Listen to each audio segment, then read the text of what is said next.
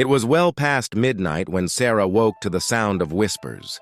They seemed to slither down from the old attic, faint but insistent. Her heart hammered against her ribs, but she had to know. Clutching a flashlight, she crept toward the attic door.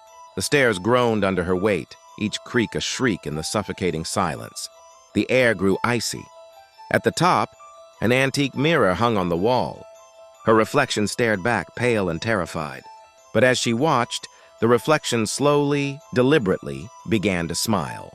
I stared at my reflection, my heart pounding in my chest. I hadn't blinked, but the woman in the mirror did. My eyes widened, trying to tear my gaze away, but it was like the glass had me trapped. A dark shape flickered behind my reflection, but when I spun around, the room was empty, silent. My breath caught in my throat as a cold whisper slithered from the mirror, a voice full of sorrow and dread, pleading, "Don't leave me." As she stared into the mirror, her reflection blinked. But she hadn't. Her heart hammered against her ribs, a frantic drum in the sudden silence. She tried to tear her eyes away, but the glass held her fast, a captive audience of one. A shadow flickered behind her in the reflection, a fleeting darkness where there was only empty room. Her breath hitched.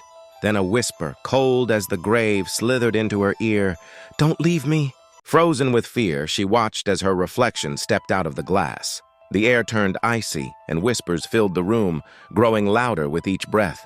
Sarah spun around, heart pounding, and bolted for the attic door. It slammed shut right before her eyes, the sound echoing in the sudden silence. Trapped.